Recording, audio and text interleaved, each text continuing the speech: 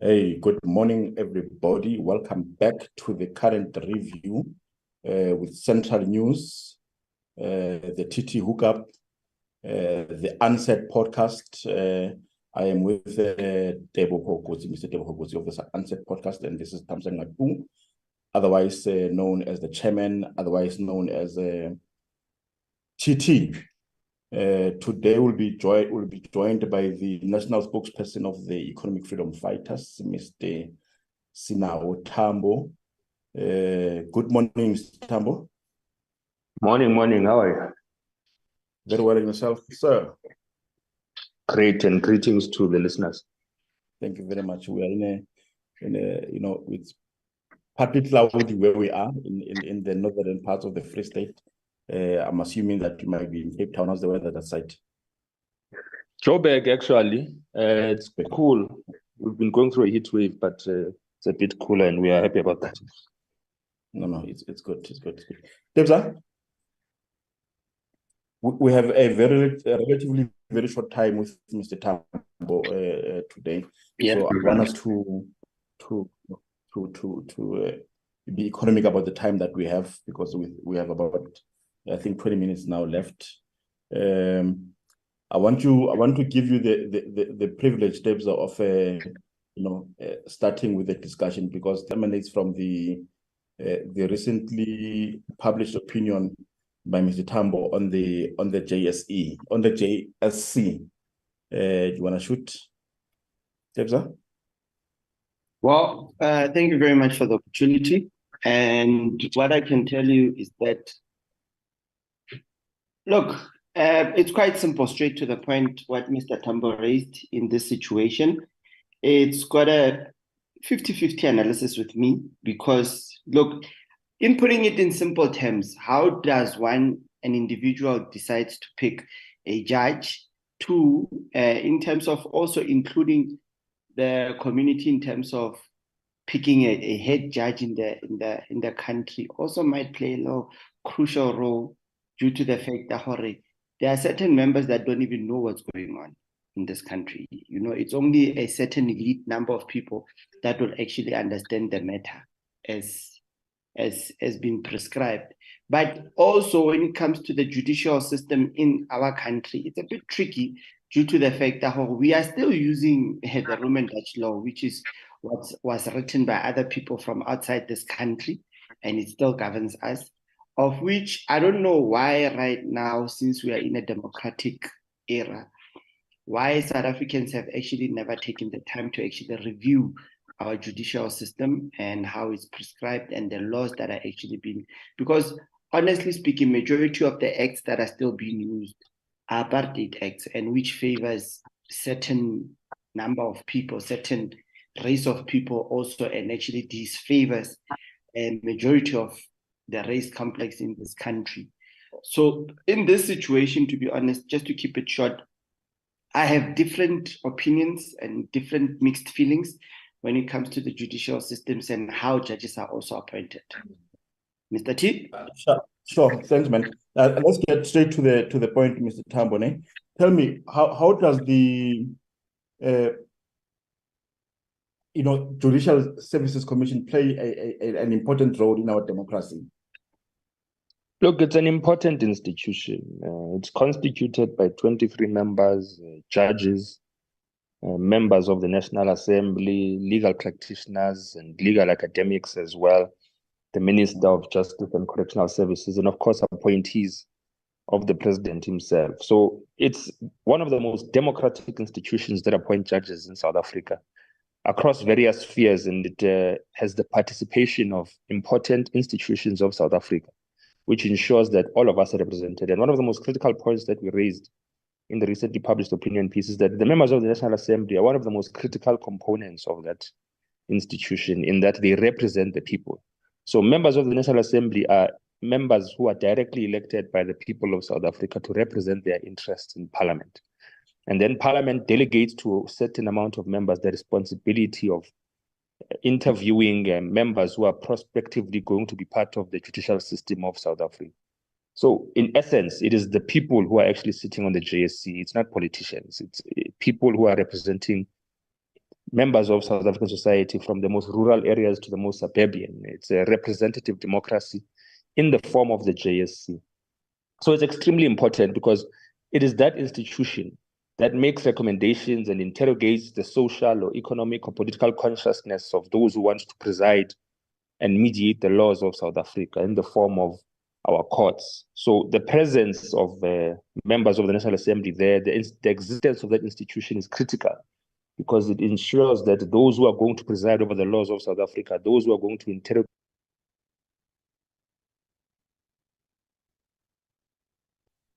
We seem to be losing you there, Mr. Thambo. I'm not sure if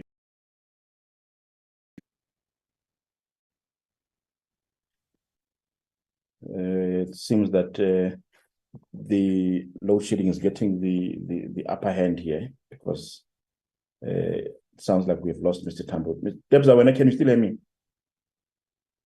No, I'm still here. I'm still here, my brother. Okay, but I think the important point, maybe as he reconnects, the important point that he's making about the representative component of the people being members of the National Assembly in the JSC is important because of some of the reasons that he has raised in the article itself, that people must have the ability to choose or to have a hand in choosing people who are going to administer the law on their behalf and for them. And would have wanted to ask him further more questions. I don't know if you are able to hear us, Mr. Thambo, because we have lost you there. Are you back? I can hear you now. Can you hear me? Yeah, now I can hear you. Now I can hear you. Perhaps yeah. Because we got what you were saying there. Maybe you will conclude that thought pattern with with an answer to the following question, which is what is the role of the members of the National Assembly in crafting laws, maintaining the synergy with the judges who implement them? I'm thinking, like this is almost like a player and a referee situation where members of the National Assembly themselves, they craft the laws, and yet they want to play a role in deciding who is going to be presiding over those laws. Is that an okay thing to do, to do as members of the National Assembly? Absolutely, it maintains synergy. So there's nothing sinister about it. We must ensure that the interests of our people are represented in all spheres of society. And if that means a duplicating of duties and responsibilities in various arms of the state, then it is necessary. So there's nothing sinister about the fact that those who craft the laws must ensure that those who are going to implement them or mediate them or enforce them have an acute understanding of the purpose, the political motivation, economic and social motivation for those laws. So we can't have a judiciary that is out of touch. Sorry about the need for the separation of powers between the different arms of the state. The separation of powers is not impacted by the fact that there is a necessity for those who preside over the judiciary of South Africa to have an appreciation of the political and social situation of our nation. So you can't have judges that, for example, are ignorant of the history of South Africa in terms of the oppression or dispossession of African people. So you can't have a judge that doesn't have an appreciation of the need for redress, the need for righting the wrongs of the past in terms of equality and ensuring that the means of production are shared equitably, or ensuring that the laws of our people are responsive to the needs of our people in themselves. So we need to have those who are crafting the laws to be part and parcel of the process of interrogating those who are going to mediate and implement the laws, because we must have an appreciation that the judiciary must not be out of touch with the politics of South Africa. So that is not necessarily a nefarious relationship. It's actually complementary, because it ensures that those who are implementing our laws understand why our laws are crafted in a particular way, and they don't exist at odds with the social and political needs and change that South Africa needs at the moment.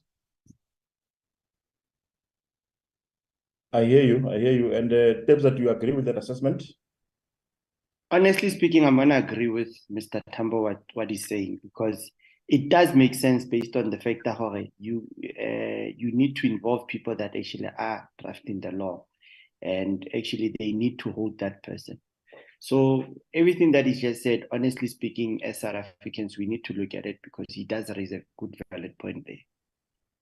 Good. And given the the composition of the JSC, the commission itself, and why it is there, it is to make recommendations to the president for the appointment of these particular judges.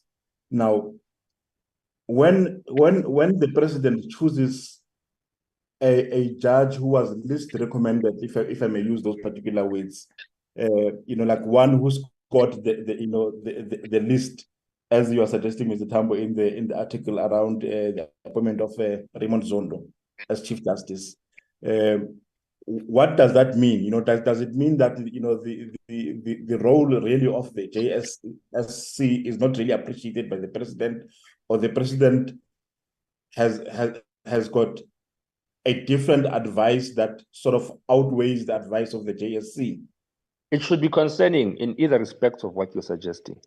If the president is listening to someone else somewhere who's not constituted as according to Section 178 of the Constitution of South Africa in the form of the JSC, that must concern South Africans.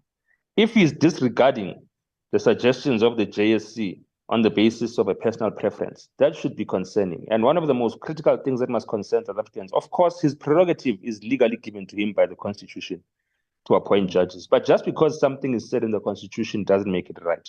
The Constitution is open to amendments, and that is one of its most critical and foundational pillars, that it can be amended. And the statute how is this different from the Nkandla situation? The public protector's recommendations that they had to be binding on the National Assembly. Why is this different in this particular case? Like, why can't the recommendations of the JSC be binding on the president?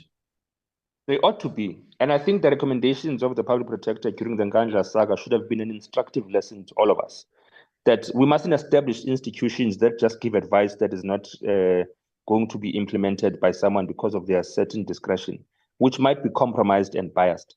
And we can't argue that the president of South Africa can't be biased in the appointment of judges. As someone who faces litigation almost as frequently as any criminal in South Africa, he is always in court. So to think that he doesn't have any political motivation on who he appoints as a judge is extremely naive. And what we must start having a conversation about, and people must be actually proud of the EFF for raising this conversation as a government that is going to be incoming, that we must be concerned that a president has the sole power to appoint a judge. It's too much power that a president can use his own discretion and even subvert or undermine the recommendations of an institution that is compromised by 23 people from diverse backgrounds and diverse sectors. He can just disregard those recommendations for his own personal preference without giving any reasons. We don't know why he appointed Raymond Zondo. He never gave us any rationale why he dismissed the recommendations by the JSC. And it must concern us. So the Constitution gives the president too much powers in the appointment of judges as someone who faces a lot of litigation. And this is something that we must have a conversation about in South Africa, that we can't possibly believe that the president's appointments and his discretion is not politically motivated. Tebza, what do you think there? Putting the knife to the heart, honestly speaking, yeah, it is totally unfair, because it favors him as an individual. Look, if the president is going to choose somebody that he wants to take that position, definitely that person is going to protect his personal interests. And given the fact that what Mr. Thambo is saying about his almost everyday single court cases, look, it's going to favor him. And at some point, if you look at it, it might come to a point where your friend will always have your back, if I may put it that way. And if your friend has your back, you'll make sure things swing your way, to put it in simple terms, and of which constitutionally it's unfair for South Africans if that's how things are going to be, because you will see how certain things will actually favor him, unlike favoring other people. And in this situation whereby if the whole of South Africa or the JSC the recommendation was actually taken the right way, look, the law would actually kind of favors everyone, because it was recommended by a board that consists of multiple people. But if now, as a president, I say, I choose you, Tabiso, to be the president, you're gonna look after my back. So honestly speaking, it's dark days. and tell me, Mr. Thambo, would the EFF be open to supporting the motion by former President Zuma to challenge the appointment of Raymond Zondo into that position of the Chief Justice? Look, former President Jacob Zuma is allowed to pursue litigation in whatever way it deems fit. The EFF is completely preoccupied with its elections campaign. So it's a chapter that we have closed, but of course we cannot allow certain comments or political commentary to occur in society without response, which is why we made the contribution we made in terms of their opinion piece. But President Zuma was, of course, pursuing it in a legal manner, and he's rightfully doing so, which is within his rights, and he's got a proper legal argument and political argument as to why he's pursuing that matter. But the EFF is not involved in that litigation, but it's rational for him to pursue it. And I think people of South Africa mustn't dismiss it as easily as some are trying to do, or try to delegitimize that legal action that former President Jacob Zuma is taking at this current time. It's legitimate. There's a lot of questions surrounding the appointment of Raymond Zondo. It looks like a favor, a friend scratching another friend's back, and hopefully President Jacob Zuma's litigation process will be appreciated by our judicial system and treated fairly and comprehensively without any compromise by the powers that be. But how would you pursue the resolution of the seeming disjointedness around the recommendations that would be made by the JSC and the appointments that would ultimately be made? How would you want to resolve that particular situation? Look, I think we must have a conversation and perhaps a reflection on the Constitution of South Africa and the powers that it grants to the president.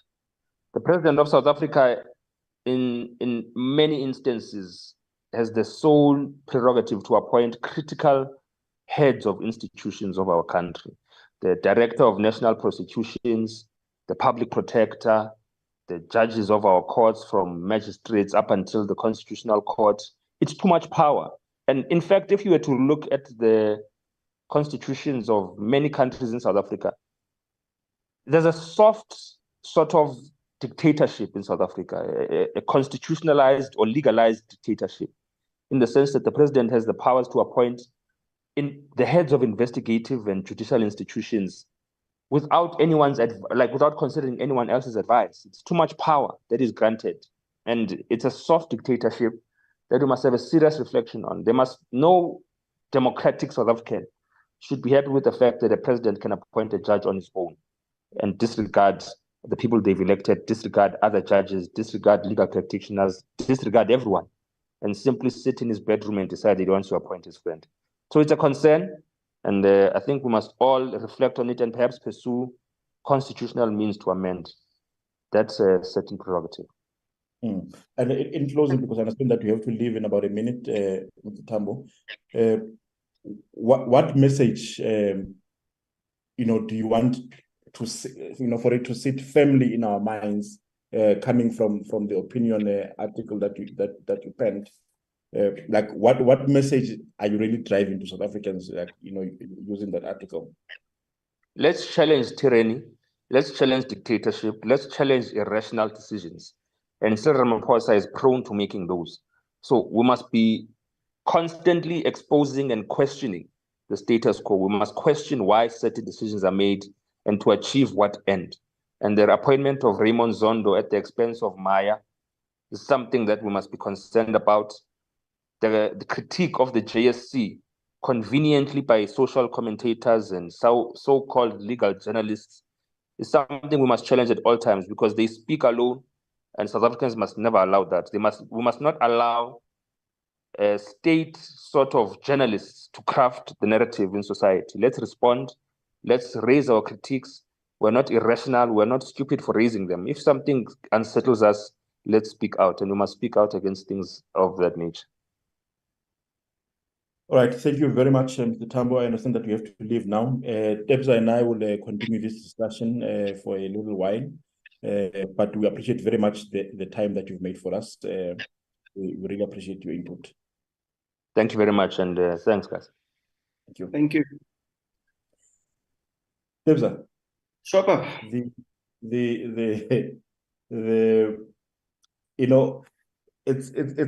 very interesting times, because I would have thought that the EFF would have wanted to take the opportunity to also challenge the